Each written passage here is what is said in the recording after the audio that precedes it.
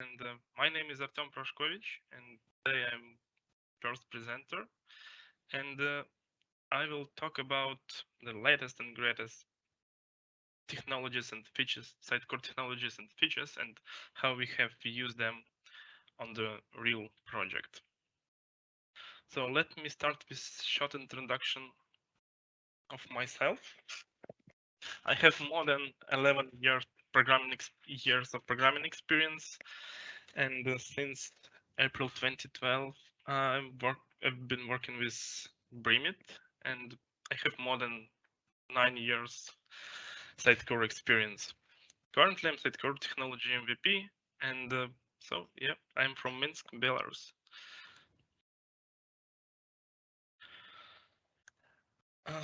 So let me start with short introduction of our project that we currently done. So almost done. So this is a corporate website for one of the Sitecore partners, and when client came to us, the initial requirement was to build the corporate site for them, and they was expected us to build this solution based on the SXA. But after a few rounds of discussions, we suggested to implement the current solution in a bit different way using the latest technologies, just because this is not really a huge site, and our client as a Sitecore partner doesn't limit it with any Sitecore licenses. We decided to build it on a headless. It should be a headless solution. And yeah, so first requirement, it was headless. It should be headless architecture. It should be built on the rendering host. So the rendering host is represent our front end. It should use SXA, and yeah, so that should be deployed in the Azure Kubernetes. So this is my third JSS related topic, since it was announced by Sitecore a few years ago, and during this time, JSS term has undergone changes. So, and let's try to figure out what was changed. Initially, JSS was presented as a toolkit for JavaScript developers that allows to build a full-fledged customer solutions like single-page applications, web apps, websites, and so on, using modern JavaScript libraries and frameworks, and being completely unplugged from Sitecore. So initially, the JSS term consolidated tools and APIs such as layout service, dictionary service, GraphQL, etc. And this is still true, but in Sitecore 10, the composition of scenes was changed. Sitecore connected all JavaScript-related, JSS-related services in a separate module called Sitecore Headless Services. We can see it here. And this module, previously known as a Sitecore JavaScript Services server, provides server-side APIs and components which are used by .NET Core SDK and JavaScript SDK, which is currently known as a JSS. So this is how it was look and how it looks now. And as in any headless system, the front end and back end are separate infrastructures that have own responsibilities and communicate using endpoints. And speaking about the standard or common headless architecture, the front end is responsible to contain your website code. It contains static resources, and the front end is responsible for rendering of website. From the backend side, it contains the content items and it is responsible for its management. And speaking about Sitecore solutions especially, so it backend also responsible for contains a custom code of Sitecore integrations with some third-party systems. It probably usually contains some Sitecore customizations and extensions. So also backend is responsible for indexing data if it is required. So that kind of work that should be done by backend team. So when we hear the JSS term, so we always think about the JavaScript libraries. So even we have already done maybe 3 JSS projects, but all of them were previously built by React. So some of them was built on the Vue.js, but anyway, that was JavaScript, and I think almost all understand JSS as like JavaScript. The frontend built on the JavaScript libraries and frameworks, but with latest releases, Sitecore introduced a new term, which is Sitecore Headless Development.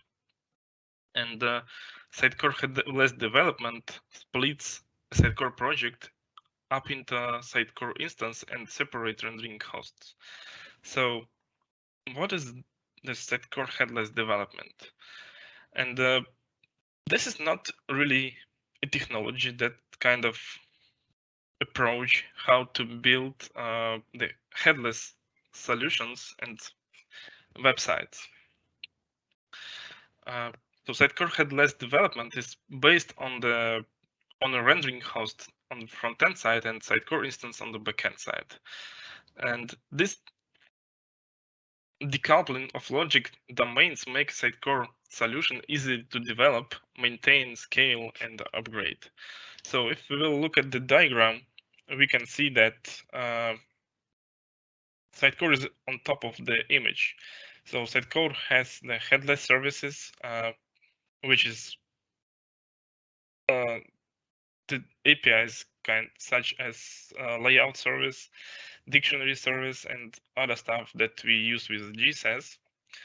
Also, we can see here the Sitecore management services, which is also the separate package that we have to install if we want to use Sitecore CLI, and we have to install this package if we are going to use, for example, Sitecore serialization, content serialization stuff.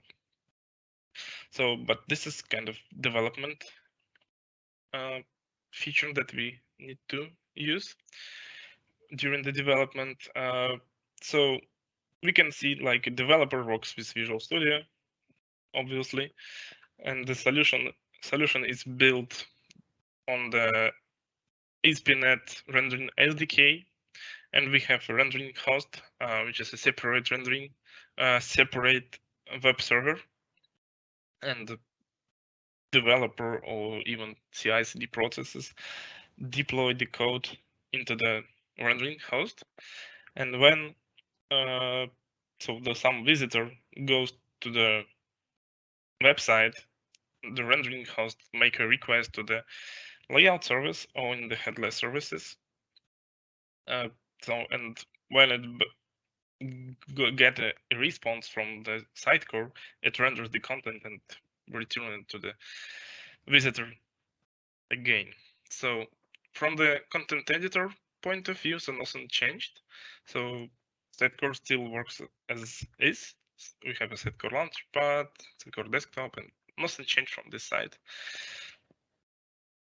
And looking at the rendering host in more details, we can see that it's functioning in the following way.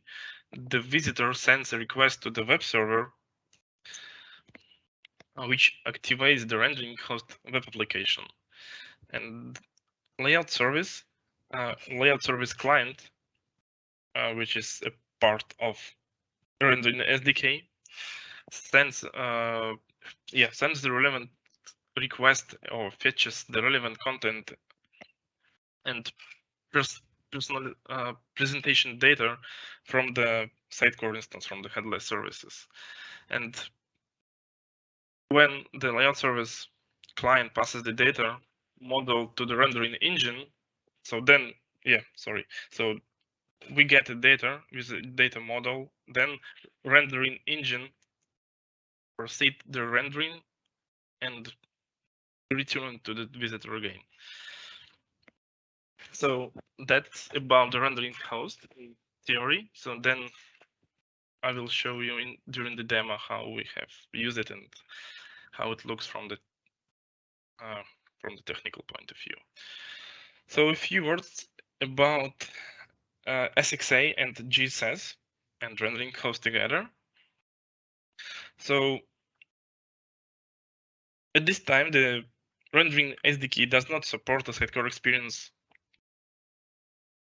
or SXA, and rendering host can be just used existing JSS tenant and other advantages of SXA, like multi-sites designs and partial designs, so which is sometimes makes sense.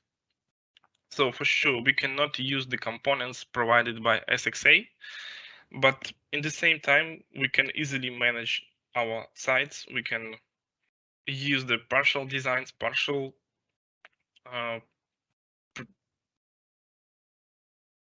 I forgot. Yeah, page designs, partial designs. So the tenants, that makes something easy to use, and I can say that it makes sense to use in this way. So the next thing that I want to show is how the deployment and development process looks like in terms of Azure Kubernetes. So this is very popular image, so that probably appeared a few times on the other presentations, but it's explained the process in very well. So, and looking at this diagram, we can see that developers, again, work with Visual Studio, make some commits to the source control, pull request, commits, push, doesn't matter. So when we made some push, it triggered the build process. So our continuous integration process upload the base images that we use to build our custom images. So all images in terms of Kubernetes builds on, not all, but almost all builds on base images provided by Sitecore. And we upload our custom code on top of the base images. So, but yeah, so we have to download it, but good news that we need download them just one, because they have a bit huge size. So when the build is happened, the result of build will be pushed to the container registry. So that's kind of hosting for the images. So that's determined from the Kubernetes container registry. So this is our storage of our images and, let's say, artifacts. So then when we just run the continuous delivery process, when we run our deployment, we don't really upload something on our Kubernetes itself. We just upload and refresh our specs, which is, let's say, some secrets, just because maybe some secrets was changed and we have to update them on the Kubernetes server. And so also we upload the latest serialized items to the server, and we upload them within the artifacts as well. So, and we send a request to update our Kubernetes instance. And when Kubernetes get this command, so it just tries to get latest image from container registry, and when it see that currently Kubernetes instance uses not latest version of containers images, it will just run upload a new image and create a new instance of, let's say, for example, of CD server, and then we'll upload the latest image to the newly created CD role. And when it will be done, it will stop the old one and switch our traffic to the newly created CD server. So that means that we don't really have a downtime in terms of using AKS. So let's go further. So, and now I want to show you very quicker how Kubernetes instance looks like in terms of Sitecore instances. So this is a non-production infrastructure, which means that we run the SQL Server, Solr, and Redis in our Kubernetes instance. So that's kind of services that we can use with non-production. But if we want to run our Sitecore in production, we have to use the third-party services to get these tools. So like for Solr, it is better to use search stacks, and so, and for SQL it usually used like Elastic Pool, Azure Elastic Pool. So, and looking at the Kubernetes instance itself, we can see that on top of environment we have Azure. Inside of Azure we have a resource group, and this is accumulate everything which is related to the so that's kind of general term, and we can create a resource group like for per customer. So inside of a resource group we create a cluster, Kubernetes cluster, which is specified for some region already. So for example, it can be West Europe, I don't know, so it can be USA, Canada, and so on. So it's usually specify for target audience that we are going to reach. So then we have to upload Nginx ingress controller to our cluster, which then will route our traffic to our instances, like to our server roles, which we have a CMCD, identity server, and rendering host. So basically, each piece of data inside of node, which we can see we have two nodes, Windows and Linux node. So all piece of data, so all role inside of node is represent a pod. The pod is the smallest piece of infrastructure in terms of Kubernetes. So all of them can communicate between each other, even if they are in the separate nodes. And each pod is wrapped with the service, and service is used for communicating. So each service has own IP address, internal IP address in terms of all cluster, and each instances can just communicate between each other. So, but if we want to allow external users, external visitors to reach our pod inside of Kubernetes, we have to configure ingress controller to route traffic to some particular pod, and usually it's configured by host name or any other rules. So there are a lot of flexibility in this term. So, and it is how the production infrastructure looks like. So we can see that we still have a Linux node here. So unfortunately, we have to pay for Linux node anyway, just because this is like a system node. It even can be not used, but we have to pay for them. And we have Elastic pools as a database server.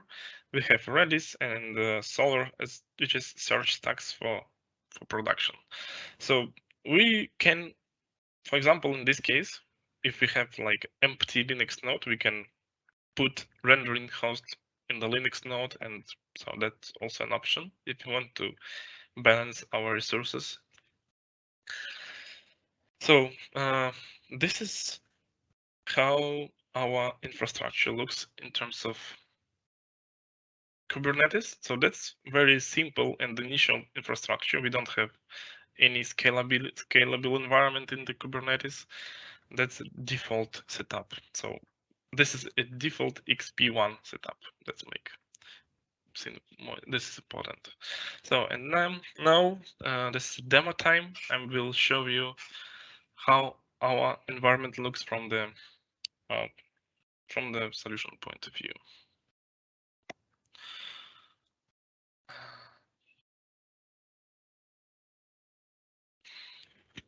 Okay. So let's start. One of the client's requirement was to build our solution following the Helix principles, and for sure we have done that. So you can see that we have feature foundation project that's clear and nothing interesting here. Then we have features, and each feature, each foundation, everything, not everything. So just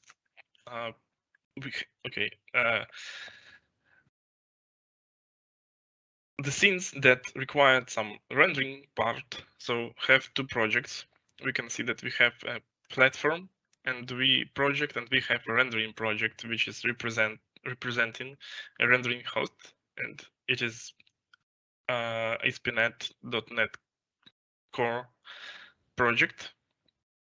So, and the platform project is responsible for any Sitecore features, any Sitecore extensions, and in terms of JSS, it's usually content resolvers are put inside of platform projects, and all rendering stuff, which is front end, are placed inside of a rendering project.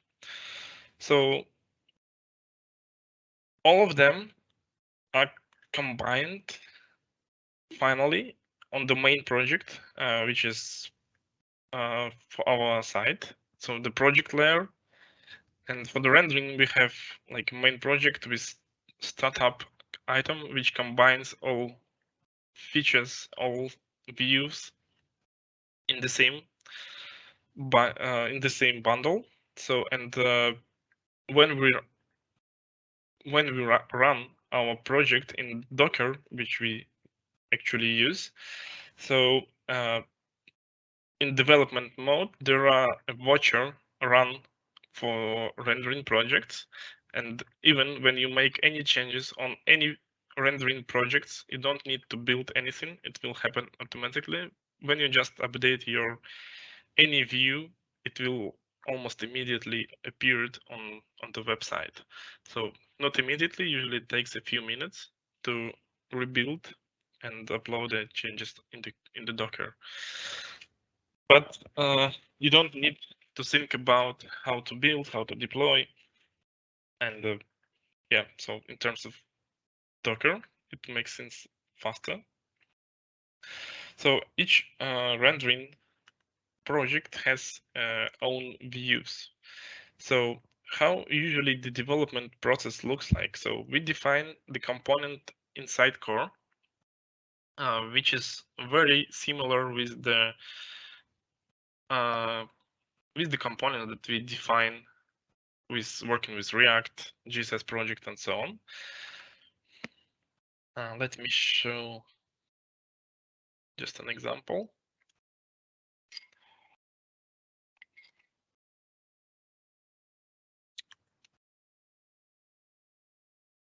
Okay, and while it's loading, you can see a bit more work here. So we define the component inside core. So component is usually is described with some data source, and data source has some fields which define our model that will be passed to the view.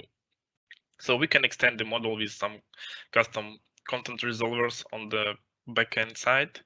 So, but anyway, at the initial point, the entry to the rendering host is a model.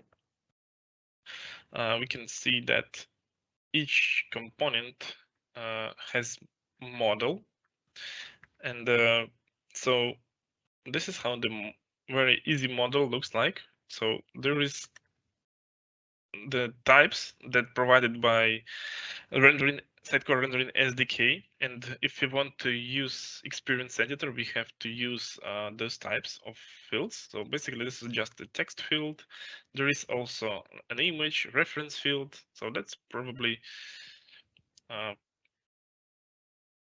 similar how you work with the MVC, so and try to cast your fields to some particular type. So, and maybe I can look at more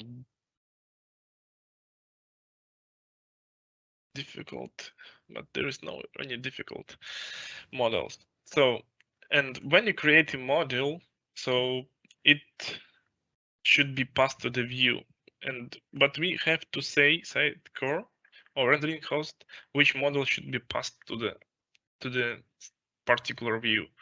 So, and here we have rendering engine options extensions where we bind the model type with the view itself.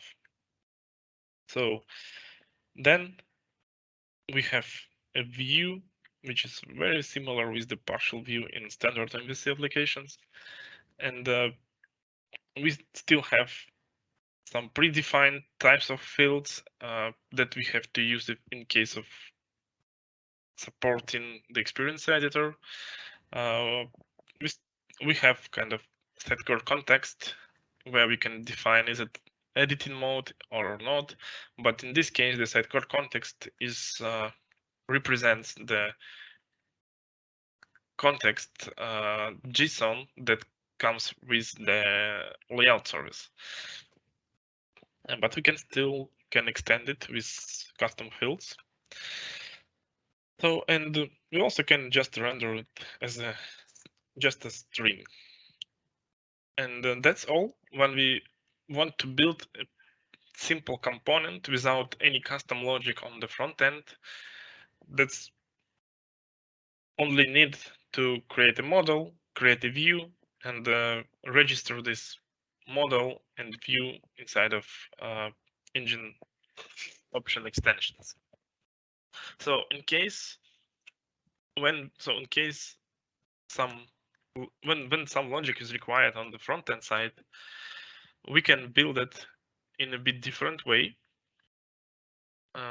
So for example, ASP.NET Core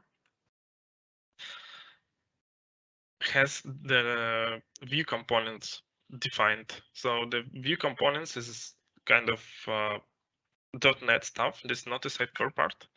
But when you have a model and you want to make, so when data is inside of model is not enough to render your component, you can extend it and change the data and do anything you want. You have to create a view component. We have made it for language switcher, for example. Then we have invoke sync method here, and you can put any logic to prepare your data that will be passed to the view. So, and the view will already expect the model that you will be passed for sure. And if you will look in our extension, we don't have this here, but it will look like, and come on, add view component, and we define the model here that will be passed to the view. So that's not a controller. We cannot probably add custom actions that we want to maybe like submit actions or so on. That's kind of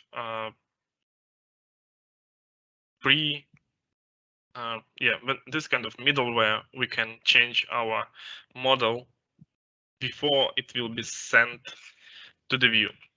So we have some input model that comes from the Sitecore. It was useful for us in case of some components that required some content from search engine. So we decided to basically, so we use Solr for our search needs, and there was two ways how we can how we can work with Solr. So we can send a request to the Sitecore on some custom API with some some configurations data that we want to use to build our request to the Solr. Sitecore will make request using the Sitecore content search library, which is just a wrapper for Solr.net tool, and so Sitecore will make a request and return data from the custom API to our rendering host. In this way, Sitecore makes like we have to do like a extra request to the Sitecore, which is not really required because we already have some configuration data in rendering host, which comes with the model from Sitecore, and we decided to work with Solr directly from the .NET or from the rendering host. We use the same .NET SolrNet library to communicate with Solr directly from rendering host, avoiding extra requests to the Sitecore. So in the same time, we got more flexibility in terms of building the request. We are not limited with the predefined functionality provided by content search, Sitecore content search library, but in the same time, we got maybe more difficult search functionality than where we have to build the requests manually. So but it was our decision, and it works fine for us. Yep. So another thing that I'm going to show you, in our project, we already used the Sitecore content serialization provided by Sitecore out of the box, and each our module in the same level with the platform and rendering projects has a JSON file which define our content, our serialization items that we are going to serialize, and it is fine to use. I like it, but sometimes it is not a bit more difficult to configure comparing with maybe Unicorn. Maybe we just worked with Unicorn much more time and it is just more comfortable for us. But finally, I didn't find any critical issues that say me that I don't need to use it. So I like it. So, and I just suggest you can also try. It makes sense, at least for me. So what else? Let me look into my notes.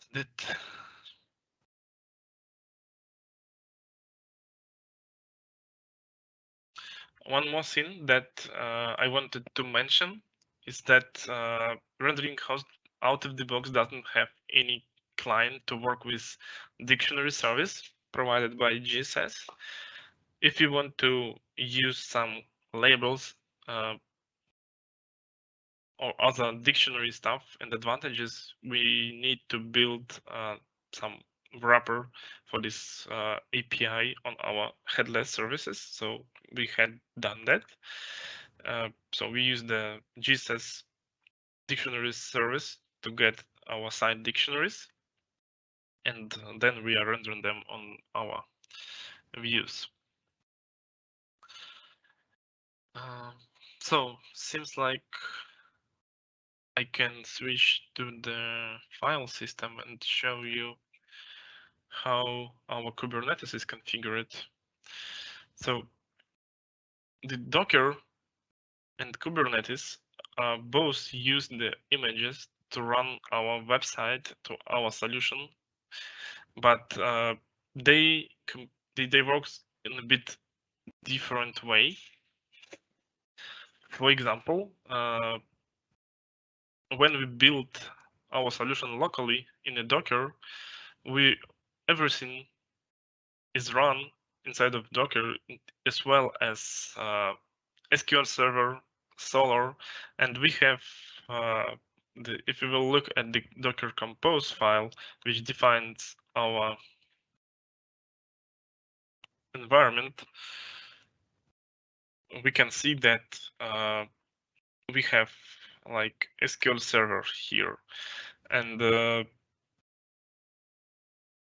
this base image, which is I mentioned on some of the diagram, we can see that Sitecore provides this image, and this image contains the SQL Server itself. It contains the items that Sitecore provides initially, and we just need to run it locally, and we get our Sitecore run. So in terms of Kubernetes, we don't need and we cannot run it cannot run this scene in the same way. So in the Docker, we have SQL Server run separately, and in terms of our custom code and custom images, we just need to provide the difference between just empty SQL Server and, let's say, databases and the content which already contains in the XP0 MS-SQL base image. So in these terms, we have like init base image, which does not include SQL Server itself, but include initial Sitecore data inside. This is important. I spent quite a lot of time to figure out how to build the correct images for the Kubernetes. Oh, come on. Commander. So, and you can see that locally we run our environment in using XM0 topology, Sitecore topology, but for our UIT in production, we are going to use XP1, and to build the images for Kubernetes, I have to define the separate Docker Compose files, which is used by continuous integration processes to build corresponding images for Kubernetes. So if I will look at this image, we can see that we use another base images. We already use images.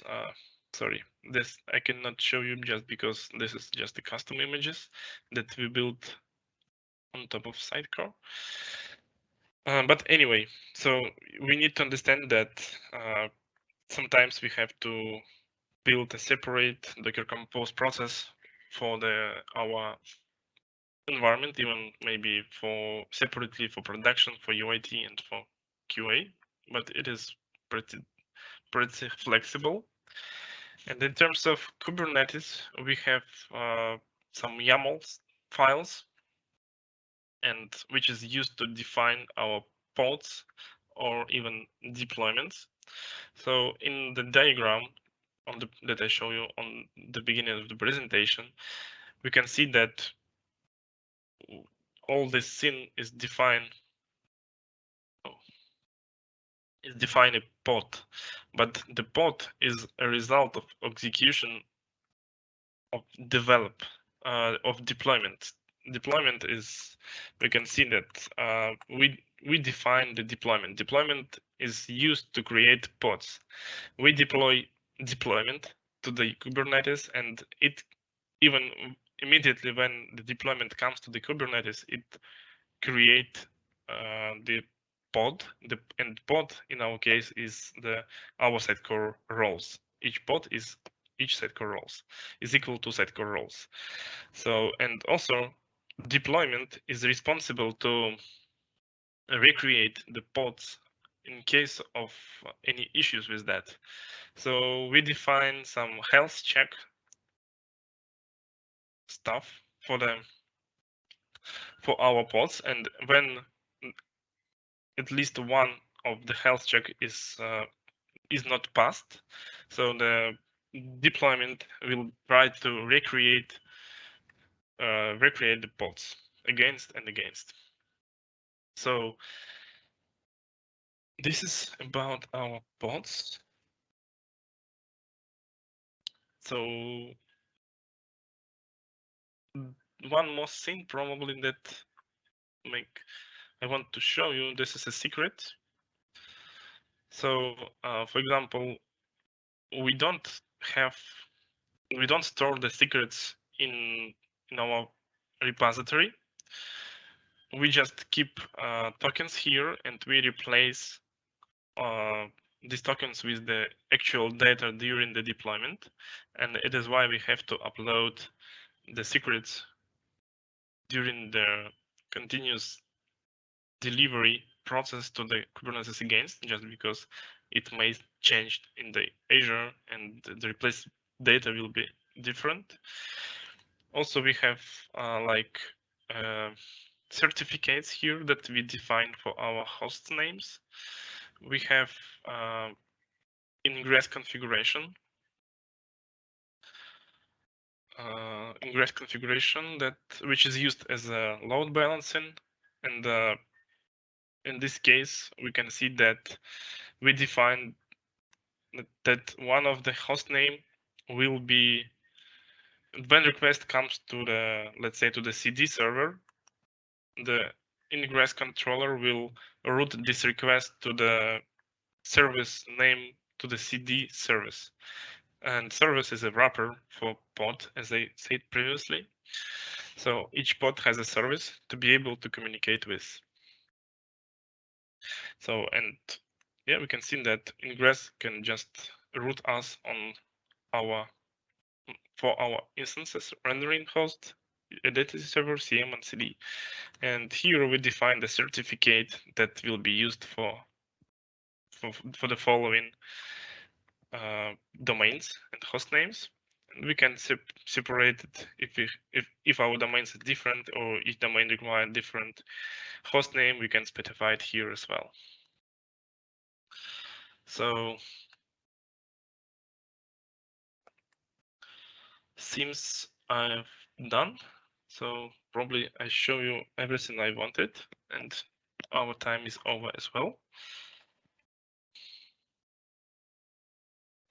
Thank you for your attention, and I would like to answer any questions you have, guys.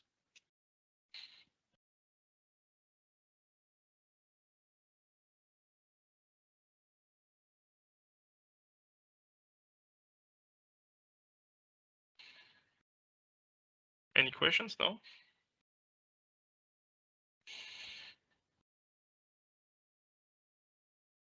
Daniel?